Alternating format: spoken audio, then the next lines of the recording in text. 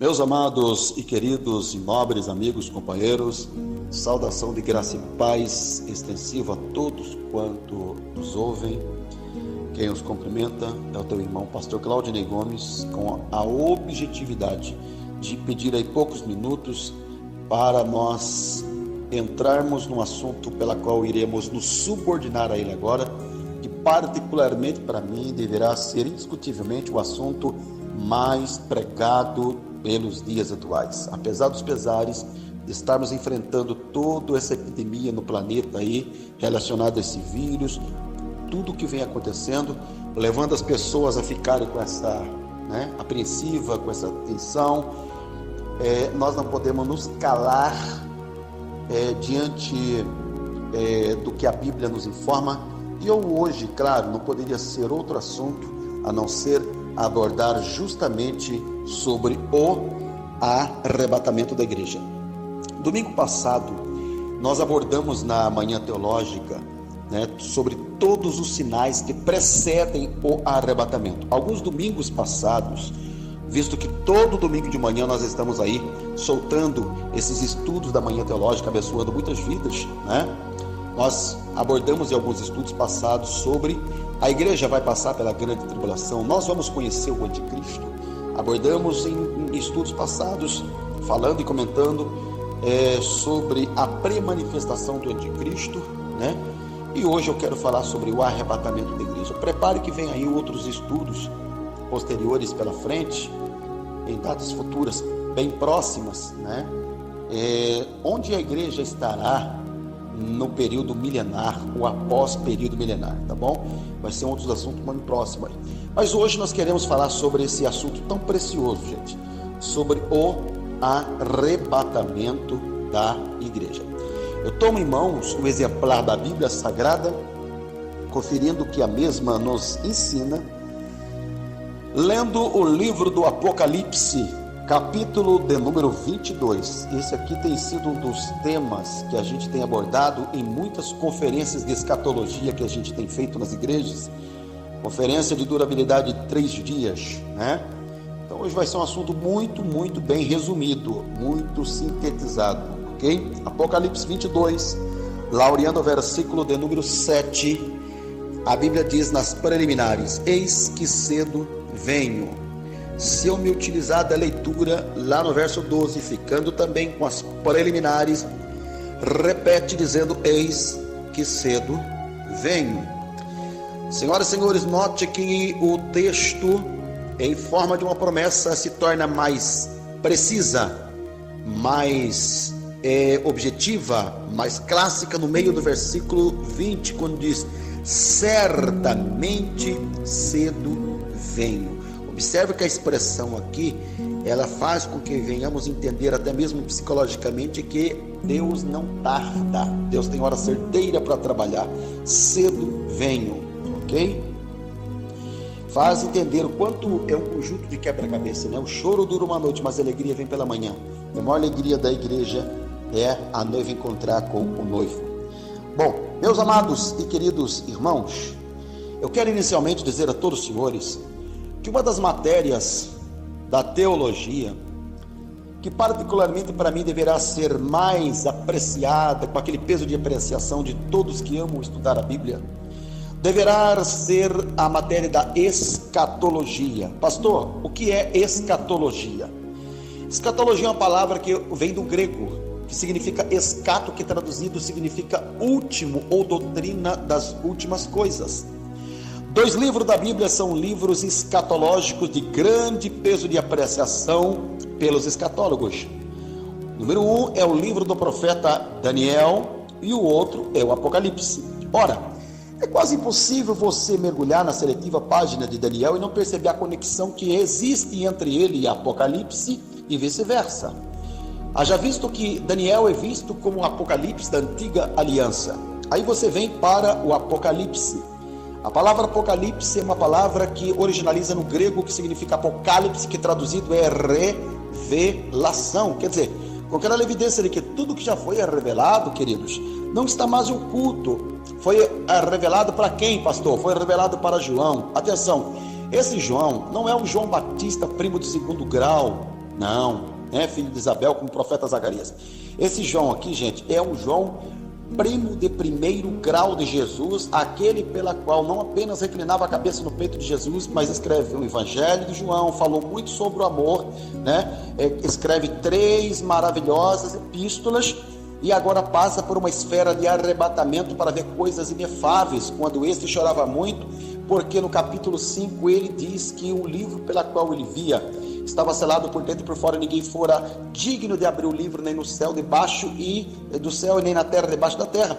E aí chega para ele um dos anciãos para dizer: João, não chores mais, eis aqui o leão da tribo de Judá, que abriu o livro para desatar os seus selos. Enfim, então esse João, com mais de 90 anos, gente, preso, humilhado e exilado numa ilha rochosa por nome de Patmos, ele tem agora essa oportunidade inenarrável de ser usado, conduzido, gerenciado pela instrumentalidade do Espírito de Deus através do arrebatamento, para escrever 7 cartas, 7 pastores das 7 igrejas da Ásia Menor, inclusive igrejas que não existem mais. Todavia, entre os 4 temperamentos pela linha da psicologia comportamental, não apenas os 4, mas os mais aceitos por Sócrates, que foi os colérico, fleumático, melancólico e sanguíneo, eu ouso dizer que João é de um temperamento fleumático, dócil e amável. Porque se você pega a primeira epístola de João, capítulo 2, versículo 18, o seu jeito de falar, o seu jeitinho peculiar é um jeito muito agradável, muito diferente do sanguíneo, como Pedro. Olha a expressão como ele vem dizendo, com palavra deitada em letra: filhinhos, esta é já a última hora. E como viste que vem o anticristo, já muitos anticristos têm surgido, pelo que já conhecemos que é a última hora. Eu não vou entrar em todo o texto do restante do versículo, eu vou ficar apenas com as preliminares. Todos os senhores hão de convir comigo das 4 horas traçadas no perfil da profecia, que é a hora da madrugada, a hora terceira, a hora nona e a hora 11ª, tempo pela qual classificamos como dos judeus, dos samaritanos e dos profetas, que já passou. E estando nós na hora 11ª, João diz e descreve sendo essa hora 10ª como a última hora. Então eu tenho que perguntar para você uma pergunta coerente, inteligente, e eu sei que você vai me responder inteligentemente. Gente, o que significa última hora? À luz da lógica e da gramática, é no mínimo que não existe outra hora depois desta. Isso significa dizer que o que eu falo aqui agora, eu falo com muita precisão em tom profético. Nós estamos o quê? Eu estou pregando as últimas mensagens. Quem pastoreia está pastoreando os últimos cultos. Quem canta, louva, adora, celebra, admira, gabe, enalteça a Deus. Faça com precisão. Você está tendo as últimas oportunidades, meus filhos. Porque literalmente a igreja está em contagem regressiva de ser arrebatada, transportada e trasladada daqui para o céu dos céus. Todavia, quando nós pegamos a Bíblia Sagrada, somos propriamente sabedores que a Bíblia se divide em pelo menos 7 dispensações. Quais são elas? Dispensação da inocência, consciência, governo humano, patriarcal, lei e graça e milênio. Quando 5 dispensações, cujas dispensações foram um tempo de oportunidade que Deus deu, delegou, tocou, facultou e dispensou a raça humana. Homens pelas quais não valorizaram estas dispensações, porque pior vírus para mim não é o corona, é o vírus da pecaminosidade que alastra lastradoramente por corações de homens que se tornam corruptos, entristecendo a Deus, Então estas dispensações foram abolidas, invalidadas, desprezadas, menosprezadas. E você vê a Bíblia se voltar agora para Romanos capítulo 5, versículo 12, quando a Bíblia diz: pelo que por um homem entrou o pecado no mundo, assim também entrou a morte, pois a morte passou a todos os homens, por isso todos pecaram. Você se volta para Romanos capítulo 3, lá orientando o verso 23, e a Bíblia, sendo enfática na forma de nos ensinar, muito precisa, objetiva, descreve as palavras dizendo: todos pecaram e destituídos estão da glória de Deus. E a Bíblia diz que o salário do pecado é a morte. Não há nenhum canto que nos dê prova de Deus insistir com o Filho para vir à terra. Isso é um equívoco no campo especulativo de pregadores que dá asa à imaginação e vem se equivocar com relação a isso. De um espírito de voluntariedade, Cristo se apresenta no céu, com 2 mistérios que não há homem na terra que explique. Mistério da piedade, segundo o mistério da encarnação do Verbo, quando Jesus desce 7 degraus da escala sumária da humilhação e vem do céu à terra, não fazer um hobby, mas fazer uma obra missionária, genuína, tremenda e inenarrável. Ele nasce, cresce e morre. Lá na cruz dá o brado, o véu de 10 centímetros de espessura é rasgado de alto a baixo. Quando Jesus ressuscita, Perceba, senhoras e senhores, que quando Jesus dá o brado na cruz, ele abre a outra dispensação, chamada dispensação da graça. Bom, eu falo aí tudo isso para me chegar a dizer algo muito sério a vocês. Na dispensação da graça, Deus levanta pela instrumentalidade do seu Espírito um dos maiores pregoeiros, tá? Dos gentios.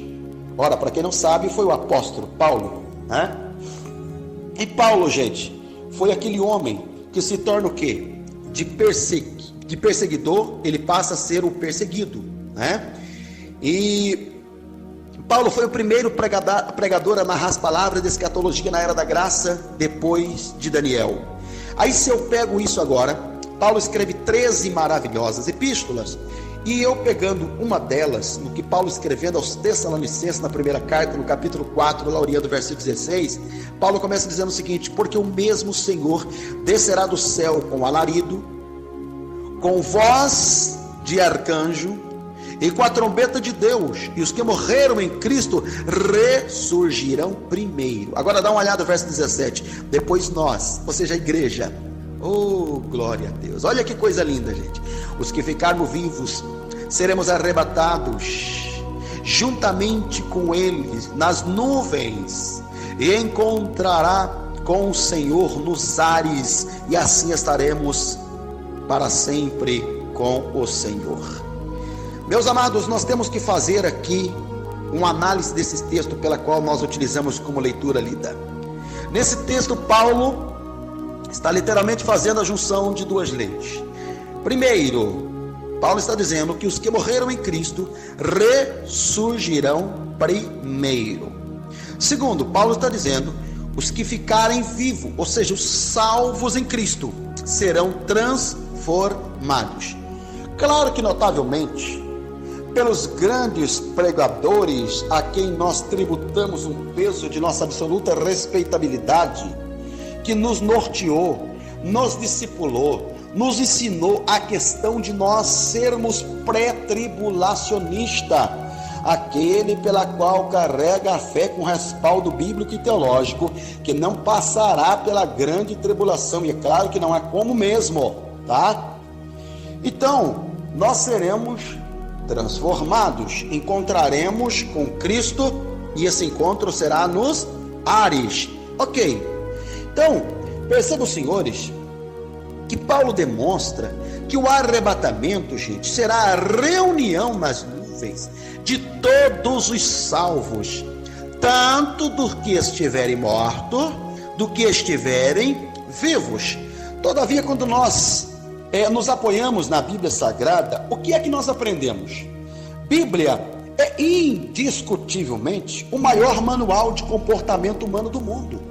Bíblia é de onde nós exaurimos lições para a nossa praticidade de vida.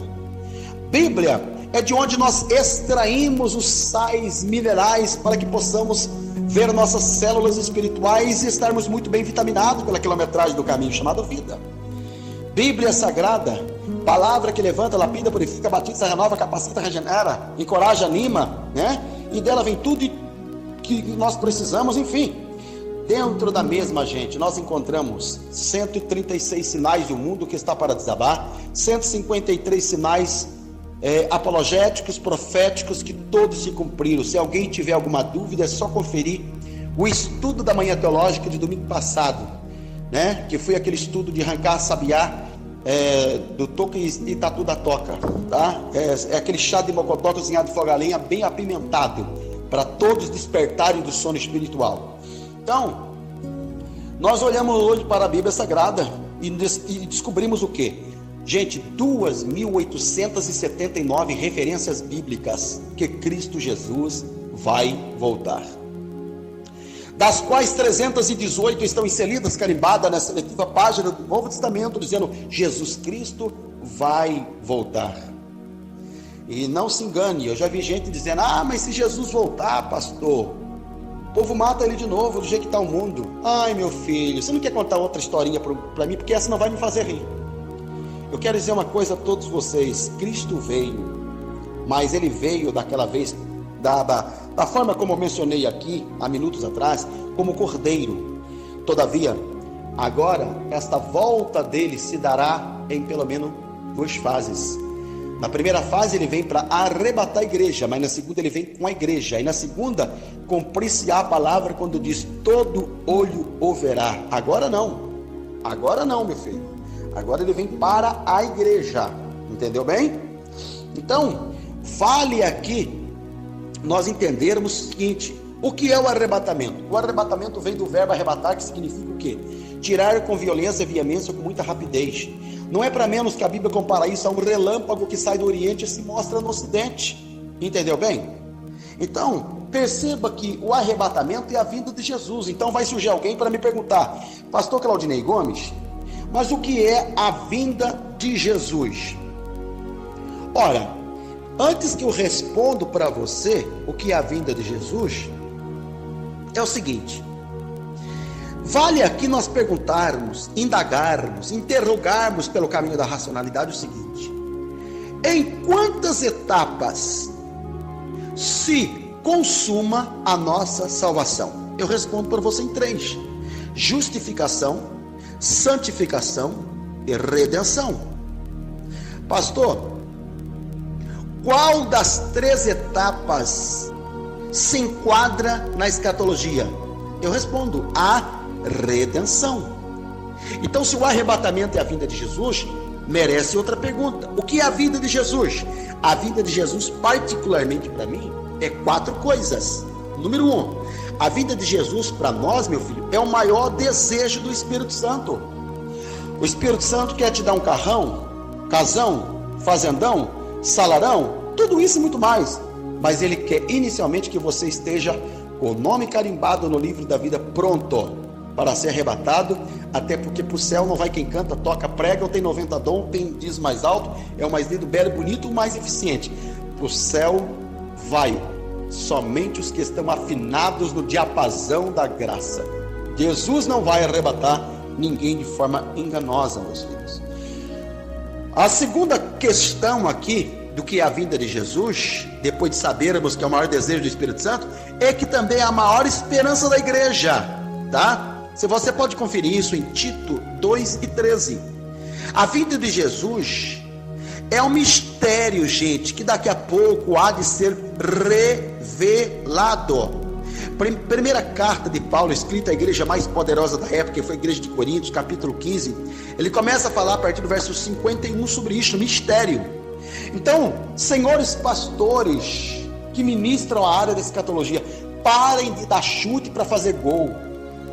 Escatologia tem limites e você não pode ultrapassar limites, tá?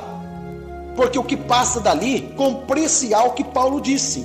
O que não passa pela mente do ser humano é o que Cristo preparou, que está preparado para nós no céu dos céus, nesse mundo metafísico, gente. Então é mistério, mistério é aquilo que a gente não tem ideia, tá? O que é a vinda de Jesus? É uma promessa de Deus Pai. Agora, eu quero que vocês entendam uma coisa. Percebam uma coisa aqui bastante interessante. No arrebatamento, Cristo não vem até a igreja, mas a igreja vai até Ele, levada, conduzida, gerenciada pelo Espírito Santo. Isso aqui é literalmente símbolo de um casamento. Eu começo a perceber quantos casamentos eu já fiz. Eu talvez tenha sido o único pastor que fiz um casamento até mesmo na igreja católica em São José dos Campos. Cheguei a fazer o casamento da minha irmã mais nova, Denise. Fiz muitos e muitos casamentos. Fiz até casamento de viúvo com viúvo.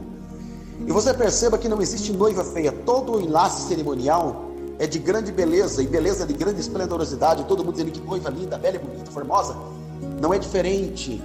Quando, se você puder dar asa à imaginação e ver que se houver um ser nos céus dos céus, da arcada angelical, que possa olhar um para o outro para dizer diante daquela mesa com toalha de ouro finíssimo, para dizer quem vai sentar aqui, e se alguém ousar responder, ele pudesse responder: aquela a quem Salomão, dando asa à imaginação, falou tanto.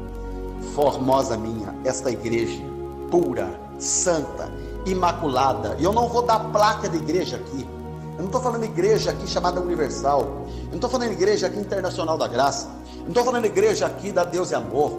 Eu não estou falando igreja aqui, meu filho, da Mundial, Assembleia de Deus Belém, Madureira, Batista, os quadrangular, nada disso. Atenção, se placa de igreja fosse tão importante, ela não ficaria do lado de fora do templo tomando sol e chuva e enferrujando. Ela ficaria no altar para ser reverenciada, adorada, tá? A verdadeira igreja é aquela pela qual é intitularizada, lavada, remida, redimida pelo sangue de Jesus. Todavia, eu vou fazer uma pergunta aqui um tanto polemizada. Aliás, eu sempre faço essas perguntas quando eu passo pregando sobre esse tema. Jesus foi preparar um lugar para nós, sim ou não? Todo mundo vai dizer sim. Então dá uma olhadinha para o que João disse em João 14. Ele começa dizendo: não se turbe o vosso coração, crede em Deus, crede também em mim. Aí você continua e ele vai dizendo: na casa de meu pai há muitas moradas. Perceba aqui, a expressão não está no singular, está no plural. Há muitas moradas. Céu, para ser céu, local de paz, gozo e alegria, está tudo arquitetado, muito bem planejado. Pronto, meu filho. Que história é essa que ele foi preparar o lugar? Você tem que entender os detalhes. Aí ele vai dizer: se não fosse assim o quê? Se não tivesse as moradas, eu estaria dizendo o seguinte: o meu amor por vocês é tão forte, é tão incomensurável, é tão grande, que se não tivesse lugar, eu estaria dizendo: eu vou preparar, indo preparar, eu preparo, mas volto para levar vocês, para que aonde eu estiver, estejais vocês comigo. Todavia, eu venho aqui afirmar que já está tudo preparado. Vocês conseguem me entender? Motivo de a gente louvar, adorar, celebrar a Deus. Como eu não vou ter tempo para destrinchar tudo sobre o arrebatamento, vamos dar uma corrida aqui para a gente já concluir.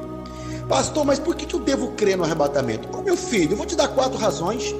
Primeiro, isso aqui não foi profetizado pelo homem, não. Acabei de dizer aqui para você, João 14, não vou deixar para você ler o verso 3, não vou nem falar, lê o verso 3, Apocalipse capítulo 22, leia o verso 12 inteiro, tá? Segundo, ao participarmos da Santa Ceia, este dia é falado, que é uma prova, 1 Coríntios 11, 26, vou deixar os textos que eu sei de cor, mas eu vou deixar para você pegar a Bíblia, manuseia ela e leia, tá? Eu devo crer no arrebatamento, porque os anjos não podem mentir, e gente, eles falaram deste dia, em Atos 1, versículo 10 a 11, tá? Consolando o coração dos amigos de Jesus, ao ver o Cristo que desaparece da terra em direção ao céu dos céus, dizendo: este que os vossos olhos estão vendo ir, vai voltar. Depois, os santos escritores da Bíblia afirmaram que ele vem. Você pega o livro do poeta Jó, 19, verso 25,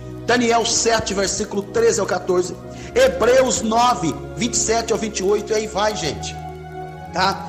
Eu quero que vocês entendam e compreendam que os principais propósitos da vinda de Jesus Cristo se definem em alguns pontos aqui que eu não vou comentar, vou passar só de palhinha. Primeiro, ressuscitar os que morreram em Cristo, tá? 1 Tessalonicenses 4,15. Segundo, transformar e arrebatar os salvos que estiverem vivos. 1 Tessalonicenses 4,16, conforme nós utilizamos da leitura até o verso 17, tá? Depois, galardoar os salvos fiéis. Apocalipse 22 e 12. Pessoas vão brilhar como sol, como lua e como estrela. Depois, tomar vingança contra os seus inimigos, tá? 2 Tessalonicenses capítulo 1, versículo 7, o 10, Apocalipse 19, 21, 22. Enfim, e julgar as nações vivas. Mateus 25, 31, 46, tá? E você pode pegar Salmo 67, versículo 4, 98 e versículo 9, também fala sobre isso. E por fim, libertar a terra da maldição, tá? Atos 3, verso 20 ao 21, Romanos 8, 21, e finalizo dizendo: restabelecer o trono de Davi. Isaías 9, 6 e 7, Jeremias 37. Bom, eu quero que vocês entendam o seguinte: pastor, como é que vai ser o arrebatamento? Eu vou terminar dizendo uma coisa muito séria a vocês aqui. A Bíblia diz em Mateus 24, versículo 27, que será como relâmpago. Esta expressão fala de pelo menos 4 coisas aqui para mim. Número 1, franqueza. 2, visibilidade. 3, poder. 4, velocidade e rapidez. Pastor, por que franqueza? Não haverá dúvida para a igreja. Quando eu falo de velocidade e rapidez, gente, algo mais rápido do que o ano é o mês. Mais rápido que o mês, a semana. Mais rápido que a semana é o quê? O dia. Mais rápido que o dia, a hora. Mais rápido que o dia, dado que a hora, é o minuto. Mais rápido que o minuto, o segundo. Depois vem décimo segundo, centésimo, milésimo segundo, e aí vai. Quando você chega a parar a pensar de algo mais rápido que se possa imaginar, não tem nada mais rápido do que o momento. Aí Paulo toma a palavra em 1 Coríntios capítulo 15, versículo 52, ele responde dizendo: no momento, num abrir e fechar de olhos, antes a última trombeta, porque a trombeta soará e os mortos ressuscitarão incorruptíveis e nós seremos transformados. Pastor, como é que será? Aliás, deixa eu só falar uma coisa bem ligeirinha a vocês, tá? Que a Bíblia relata, a Bíblia, né? Ela relaciona a volta de Jesus com um piscar de olhos, tá? Então surge uma pergunta aqui, pastor: quanto tempo dura a piscada de olhos? Segundo os engenheiros da GE, ele demora 11 centésimos de segundos. Não vai dar tempo para pedir perdão não, meu filho, tá? Conserta hoje. Pastor, como é que será o arrebatamento? 1 Tessalonicenses 5:2 diz que será como ladrão de noite. Essa expressão também fala de 4 coisas. Primeiro, ele virá inesperadamente para muito. Ninguém está esperando o ladrão, não. Ele vem quando você menos imagina, tá? Segundo, ele virá de maneira imperceptível. Terceiro, ele virá ágil e apressado. Quarto, ele virá para levar o que é precioso. Eu nunca ouvi falar de ladrão que entra num palacete, uma mansão, para roubar lixo do banheiro, pano de chão ou roupa suja. Ele vem para roubar joias, valores. Não tenha dúvida, meu filho, que Jesus vem para levar o que é de mais precioso da terra ao seu encontro, que é a igreja de Cristo Jesus. Ah, bendito seja Deus. A noiva vai encontrar o seu noivo nos ares. A palavra encontro no original é encontrar para permanecer junto. Ou seja, o aspecto desse acontecimento recebe o nome de raptus. A palavra rapto no latim é rapelle. A palavra rapelle é transportar de um lugar para outro lugar. Ou seja, arrebatamento é o raptus. Ou seja, antes da pesada e grande tribulação. Depois vem a revelação que eu falei para você, quando ele vem para libertar Israel, que ele vem com a igreja, né? Após a grande tribulação. Eu finalizo aqui agora em apenas um minuto dizendo para você que haverá 3 coisas básicas por ocasião da vinda de Jesus: alarido, o toque da trombeta e a voz do arcanjo. O alarido é para a igreja, o toque da trombeta é para a igreja e para as nações, a voz do arcanjo é para Israel. Pastor, como é que funciona isso? Para a igreja é simples. Para a igreja ele virá como noivo e como seu esposo, a fim de levar para si, conforme está aqui, ó, João 14, do 1 ao 3, conforme eu citei a vocês. Pastor, e para os judeus? Para os judeus, né, que é o Israel, ele virá como Messias, Salvador, Libertador, após prová-lo, mediante a grande tribulação, para introduzi-los o milênio, né? O reino que prometeu, conforme Isaías 2, do 2 ao 3, que ele vem com a igreja, pisa no Monte das Oliveiras, parte no meio e vai colocar um ponto final na batalha do Armagedon e estabelece a 7ª dispensação, que é a dispensação milenar. E pastor, e para os gentios, que são as nações em gerais, é simples. Finalizo dizendo que ele virá como Rei dos reis e Senhor dos senhores e juiz, para julgá-los após reinar sobre eles com vara de ferro e justiça. Se você quiser comprovar isso na Bíblia, Salmo 2 e 9, Mateus 25, 31 ao 46. Chega, parando por aqui. Que Deus abençoe a cada um de vocês. Isso aqui foi uma pontinha da iceberg, né? Uma cerejinha na ponta do bolo do que são essas conferências que a gente faz aí de escatologia. Um grande abraço, estejamos preparados, querido, com o nome carimbado, escrito no livro da vida, porque a igreja logo logo será arrebatada. Um beijo no coração. Querendo falar conosco, nosso contato sempre eu vou deixando aqui: 0 operadora 12 981 26 16 30, tá bom? Que Deus abençoe você, sua família, tá bom? Oremos pelo Brasil. Bem-aventurado, feliz é a nação cujo Deus é o Senhor, tá bom? Nos voltemos a Deus para profetizar sobre o Brasil e o mundo pelo que vem acontecendo, tá bom? E até domingo que vem com mais uma manhã teológica, querendo Deus.